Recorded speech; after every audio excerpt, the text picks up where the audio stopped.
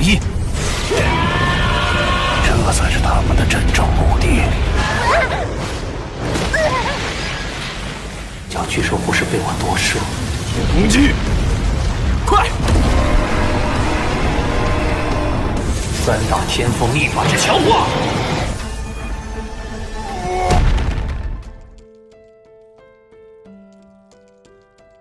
Ramdhani 307, Lai 8888, Yan Cobra 65, Jainal Yu Abidin 5923, Kairiska 7226, Prima Wahana Automobil 5923, Dian Pras 5868, Saputra 3990, serta semua penggemar alur cerita Donghua yang selalu stay tapi tidak berkomentar, dimanapun kalian berada. Bang Panjul doakan, agar kita semua selalu diberikan kesehatan, dan dicukupkan rejeki serta dimudahkan segala urusannya.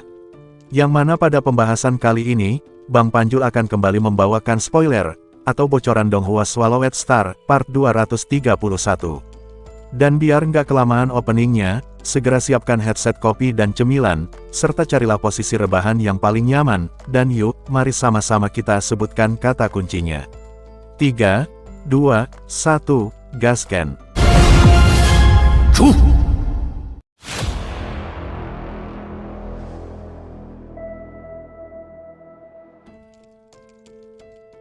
Pada part sebelumnya, Luo Feng dan para jenius yang baru saja keluar dari ruang pelatihan pun tampak melangkah dengan enggan, seolah-olah tidak ingin meninggalkan ruangan tersebut. Dan hal itu dikarenakan, banyak dari mereka yang belum memahami makna dari gambar yang berada di batu prasasti kuno yang berada di dalam ruang pelatihan. Di saat yang sama tampak si pria kera yang juga baru keluar dari ruang pelatihan pun membungkuk hormat pada Lord Candeli, sebelum bergegas pergi. Sama halnya dengan Luo Feng dan 11 jenius lain yang juga akan beranjak dari tempat tersebut. Namun tiba-tiba, langkah kaki mereka terhenti saat mendengar Lord Candeli berkata, "Kalian semua tunggulah dulu, karena ada yang ingin aku bicarakan dengan kalian," ucap Lord Candeli, membuat Luo Feng dan para jenius lain seketika memasang ekspresi bingung, dengan pikiran yang dipenuhi banyak pertanyaan. Setelah itu Lord Candeli kembali berkata, bahwa setelah keluar dari tempat ini, kalian carilah sebuah bangunan untuk ditinggali. Dan setelah menemukan tempat tinggal yang kalian inginkan, maka segeralah masuk ke dalam ruang virtual alam semesta untuk mendapatkan akses masuk di sebuah tempat yang bernama Jembatan Surgawi, kata Lord Candeli. Mendengar ucapan itu, Luo Feng dan para jenius lain pun seketika terkejut dan berkata, "Jembatan Surgawi? Tempat macam apa itu?" ucap Luo Feng. Mendengar ucapan itu, Lord Candeli pun tersenyum sembari berkata, "Pergilah, karena setelah memasuki jembatan surgawi, dengan sendirinya kalian akan mengerti," ucap Lord Candeli. Ringkas cerita, setelah meninggalkan kediaman pemilik kota, Luo Feng dan 11 jenius lain pun langsung berpisah, untuk mencari bangunan kosong yang akan mereka tempati. Dan saat itu, Luo Feng tampak bingung untuk menentukan bangunan mana yang akan ia tempati. Mengetahui akan hal itu, Babata pun berkata, agar Luo Feng mencari tempat tinggal di sekitar wilayah kediaman pemilik kota. Karena selain banyak bangunan yang masih kosong, suasana di tempat tersebut pun sangatlah tenang, dan akan memberikan dampak yang sangat baik bagi pelatihannya, tidak seperti di beberapa wilayah lainnya. Saat itu, setelah mendengar pendapat dari Babata, Luo Feng pun segera melangkah ke arah sebuah bangunan yang tak jauh dari bangunan pemilik kota, dengan pintu yang masih berwarna putih. Yang dimana hal itu menandakan, bahwa bangunan tersebut belum memiliki pemilik. Sesaat setelahnya, setelah berada di depan pintu, Luo Feng pun segera meletakkan tangannya di atas pintu tersebut, dan tiba-tiba, warna pintu yang awalnya berwarna putih, seketika berubah menjadi abu-abu monyet, diikuti terdengarnya suara sistem yang menyambut Luo Feng dengan ucapan selamat datang. Dan hal itu menandakan, bahwa Luo Feng telah menjadi pemilik bangunan tersebut selama 30 tahun mendatang guys. Lalu, setelah melangkah memasuki bangunan, Luo Feng pun tampak kagum saat melihat fasilitas di dalam bangunan yang bisa terbilang sangat mewah, dan terdapat pula seorang pelayan yang merupakan sebuah sistem dengan kecerdasan buatan, yang akan mengurus semua kebutuhan Luo Feng. Mulai dari menyiapkan makanan dan minuman, sampai dengan memasak, mencuci, serta membeli keperluan dapur, semua akan dilakukan oleh pelayan tersebut, tanpa ada kata mengeluh seperti ART pada umumnya. Setelah melihat lantai pertama pada bangunan tempat tinggalnya, Luo Feng pun bergegas menuju ke arah balkon yang berada di lantai 3. Yang dimana di balkon tersebut, terdapat banyak coretan abstrak yang ditinggalkan oleh pemilik terdahulu, dan seperti mengandung energi aneh. Namun sayang, setelah melihat 9 gambar di prasasti batu yang berada di jalur pelatihan, Luo Feng pun sudah tidak terlalu tertarik dengan coretan di dinding balkon tersebut, dan langsung duduk bersila untuk memasuki jaringan virtual alam semesta. Saat telah berada di dalam wilayah virtual, Luo Feng pun muncul di villa miliknya yang berada di wilayah rahasia absolut, dan langsung memerintahkan si iblis tengil Babata untuk meminta akses masuk ke jembatan surgawi. Mendengar perintah itu, Babata pun segera mengirimkan permintaan untuk memasuki wilayah virtual jembatan surgawi. Dan tak lama, Luo Feng pun mendengar suara yang bergema di benaknya. Yang mulia Luo Feng, identitas Anda telah dikonfirmasi dan memperoleh akses abadi untuk memasuki jembatan surgawi. Kami berharap, Anda dapat bekerja keras untuk mencapai ujung jembatan tersebut, ucap suara yang bergema di benak Luo Feng, diikuti dengan tubuhnya yang tiba-tiba menghilang, dan kembali muncul di sebuah pulau indah yang merupakan sebuah wilayah khusus di dalam ruang virtual.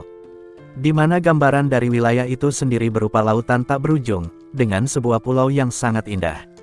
Yang dimana di bibir pulau tersebut, terdapat 52 jembatan yang membentang jauh melewati samudera, seolah-olah tak memiliki ujung. Dan tidak lain, jembatan itu adalah jembatan surgawi. Saat itu, saat Luo Feng muncul di tengah pulau, tampak seorang pria berjubah hitam dan memiliki 4 telinga yang melangkah ke arah Luo Feng sembari berkata, "Luo Feng, perkenalkan, namaku adalah Bevin, penjaga dari 52 jembatan surgawi ini. Namun aku lebih senang dipanggil dengan sebutan Tuan Penjaga," ucap Bevin lalu kembali berkata, "Aku tahu, niat kedatanganmu adalah untuk mengambil ujian jembatan surgawi. Namun sebelum mengambil ujian itu, izinkan aku memperkenalkan tentang 52 jembatan yang telah ada selama triliunan tahun.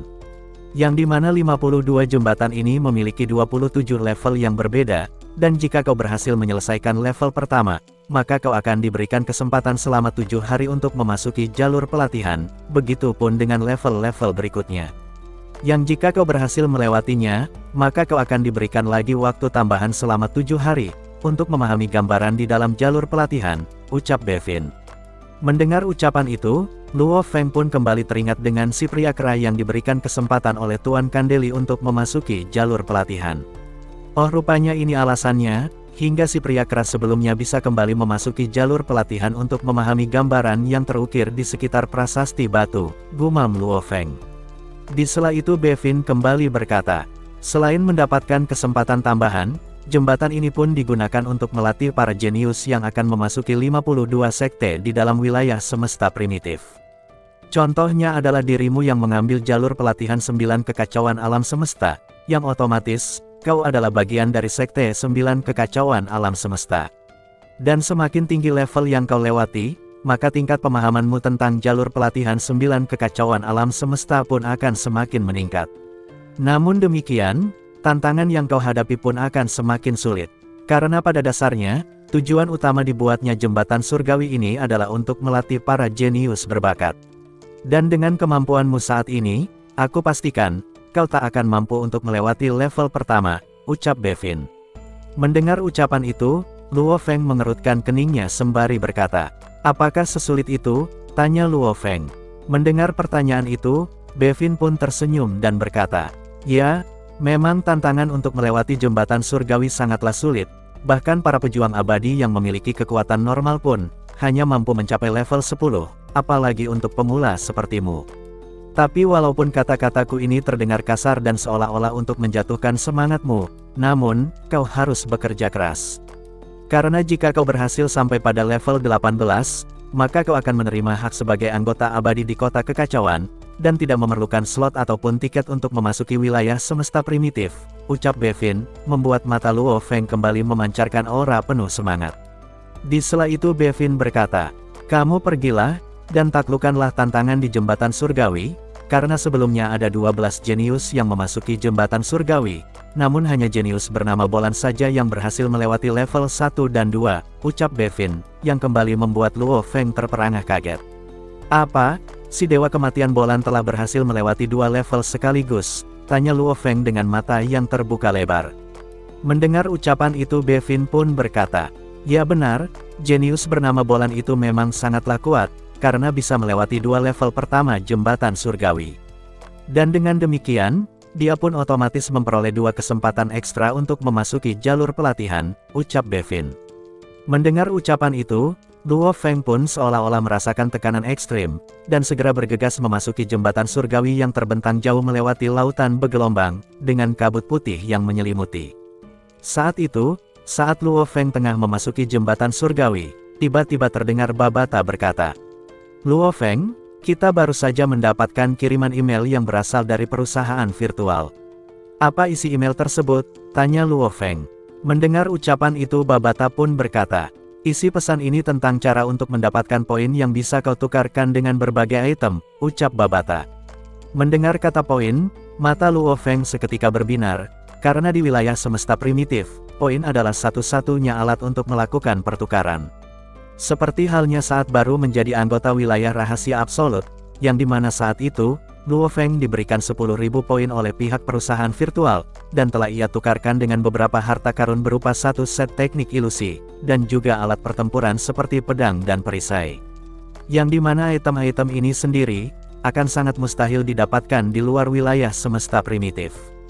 Karena selain item-item ini terbilang sangat langka, mereka juga sangatlah mahal jika diperjualbelikan di dunia luar, bahkan, banyak dari pejuang abadi yang tak mampu untuk membelinya.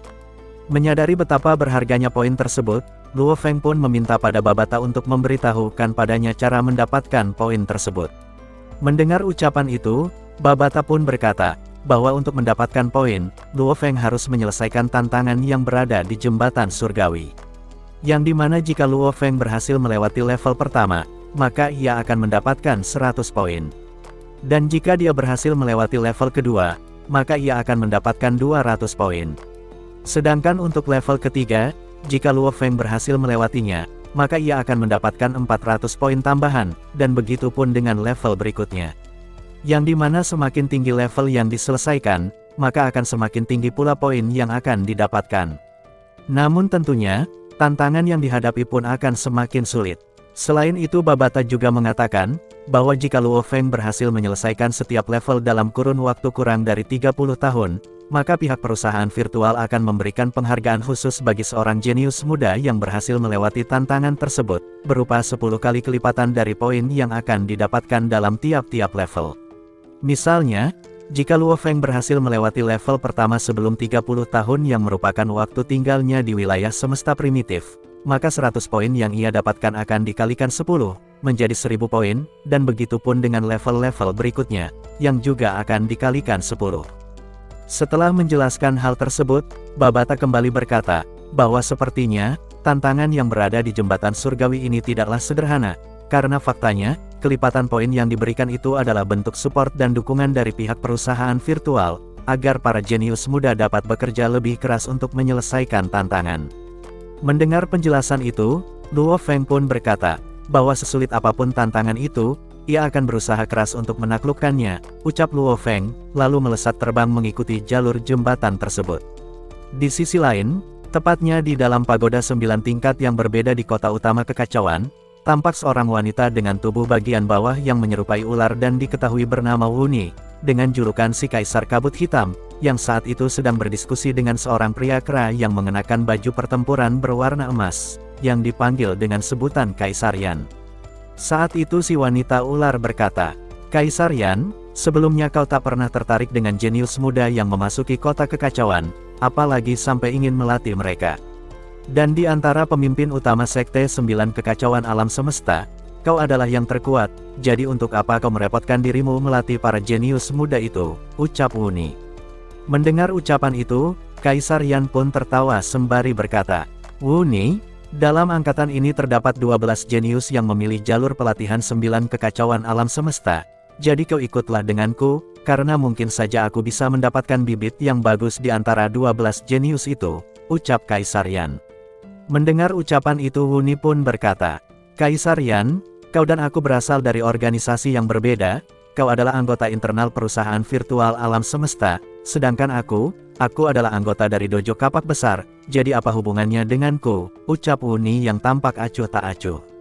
Mendengar ucapan itu, Kaisar Yan pun menggaruk kepala sembari berkata, "Wuni, selama triliunan tahun kau dan aku telah menenggelamkan kepala dalam pelatihan yang sangat membosankan, dan telah memahami semua gambaran yang ada pada prasasti di jalur pelatihan kota kekacauan, jadi anggaplah ajakanku ini sebagai bentuk liburan buatmu, ucap Kaisar Yan. Mendengar ucapan itu, Wuni pun menggelengkan kepala sembari berkata, "Baiklah, kali ini aku akan menemanimu," ucap Wuni si wanita ular. Mendengar ucapan itu, Kaisar Yan pun tertawa dan tiba-tiba menghilang bersama Wuni. Yang dimana sesaat setelahnya, keduanya tampak muncul di atas pulau tempat beradanya jembatan surgawi. Di sisi lain, menyadari akan munculnya aura yang begitu kuat, Bevin pun segera mendongak ke langit dan langsung membungkuk hormat sembari berkata, "Kaisar Yan, Kaisar Kabut Hitam, selamat datang," ucap Bevin yang tampak begitu hormat. Sedikit penjelasan tambahan tentang status kaisar yang dimiliki oleh si pria kera dan wanita ular, yang juga merupakan dua pejuang abadi. Yang dimana status ini sendiri, hanya bisa dimiliki oleh para pejuang absolut di antara para makhluk abadi di alam semesta. Sedangkan untuk makhluk abadi dengan kekuatan normal, hanya akan bergelar jenderal. Dan itulah guys, ending dari pembahasan spoiler Donghua Swallowed Star, part 231. Akhir kata, Panjul di sini pamit, dan see you next video.